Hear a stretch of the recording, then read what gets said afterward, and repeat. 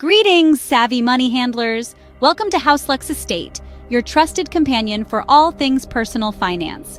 We are here to illuminate the path to financial stability, and today we're focusing on a topic that is absolutely crucial in that journey. We're talking about conducting a personal finance audit, a process that can truly revolutionize the way you handle your money. You see, a personal finance audit isn't just about counting pennies. It's about understanding your financial habits, identifying where your money is going, and finding effective ways to improve your spending. It's about taking control of your financial life and making your money work for you, not the other way around. So, whether you're a seasoned budgeter or just starting to dip your toes into the world of personal finance, we have something for everyone. Stay tuned as we delve into the process of conducting a personal finance audit to improve your spending habits. Why is a personal finance audit important, you may ask? Well, let's delve into that. A personal finance audit is a comprehensive review of your financial situation, looking at every aspect from income to expenses, savings, investments, and debts. It's like a health checkup, but for your finances. It gives you a clear snapshot of where you stand financially and helps identify areas that need improvement. One of the main reasons a personal finance audit is important is because it allows you to take control of your spending habits. We've all been there, wondering where our money went at the end of the month. A personal finance audit helps keep track of every penny spent, showing you exactly where your money is going. This can be a real eye-opener, revealing unnecessary expenditures and helping you to cut back on frivolous spending. Another crucial role of a personal finance audit is to help you set realistic financial goals. Whether it's saving for a down payment on a house, planning for retirement, or paying off student loans, a personal finance audit provides the necessary insight to set achievable targets. It helps you to align your spending habits with your financial goals, ensuring you're not just working hard for your money, but your money is working hard for you too. Lastly, conducting a personal finance audit can potentially save you from financial disaster. It can help you spot red flags like high credit card debt or a dwindling savings account. Addressing these issues early can prevent them from snowballing into bigger problems down the line. In essence, a personal finance audit is a powerful tool for financial empowerment. It provides clarity, promotes accountability, and encourages smarter spending habits. It's not just about tightening your belt and living frugally, but about making informed decisions that lead to financial freedom. Now that we understand the importance, let's dive into how one can conduct a personal finance audit. The first step in conducting a personal finance audit is gathering your financial information. This is like assembling the pieces of a puzzle. The more pieces you have, the clearer the picture becomes. Start by compiling all your bank statements from checking to savings, credit card bills, mortgage or rent receipts, and any other recurring expenses. These documents paint a vivid picture of your financial habits. Next, gather your tax returns from the past few years. They provide a high-level view of your annual income and expenditures. If you're employed, your pay stubs can also be a rich source of information, detailing your income, tax deductions, and benefits contributions. Don't forget about your investments and retirement savings. They're an essential part of your financial landscape. Collect your investment account statements and retirement savings plan summaries. With all your financial information in one place, you're ready for the next step. Now, it's time to analyze your spending. Laying out your expenses is a bit like solving a puzzle. It's all about breaking down the big picture into smaller, more manageable pieces. So let's dive in and see how we can effectively analyze our spending. First off, categorize your expenses. This is a simple yet powerful method to gain a clear overview of where your money is going. You can divide your expenses into categories like housing, transportation, food, entertainment, and so forth. It's like creating little buckets where each dollar you spend has its own designated place. Now, once you've categorized your expenses, it's time for a little detective work. Look for patterns and trends. Maybe you're spending more on dining out than you realized, or perhaps your transportation costs are through the roof. By identifying these patterns, you can spot areas where you might need to cut back. Next up, identify unnecessary outflows. These are expenses that aren't essential and don't add much value to your life.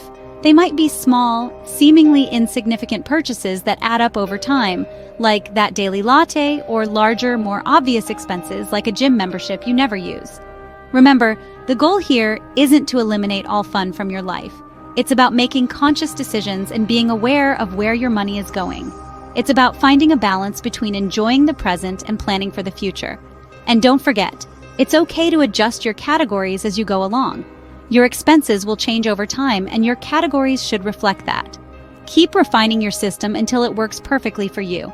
Also, consider using budgeting apps or software to help you track your spending. They can make the process of analyzing your expenditure much easier and more efficient, providing you with valuable insights at a glance. Once you've analyzed your expenditure, you're ready to move on to the next step. By now, you should have a clear understanding of where your money is going, and you're well on your way to taking control of your personal finances. So let's keep up the momentum and move forward in our journey towards financial freedom. It's time to set some financial goals. This is not just about wishing for a new car or a vacation, but about setting clear, achievable targets that will pave the way to financial wellness. Goals give us a sense of direction, a roadmap to follow. They can be short-term, like saving for a new phone in 6 months, or long-term, like saving for retirement. The key is to be specific. Instead of saying, I want to save more, say, I want to save $20,000 in 2 years. This gives you a clear target to aim for.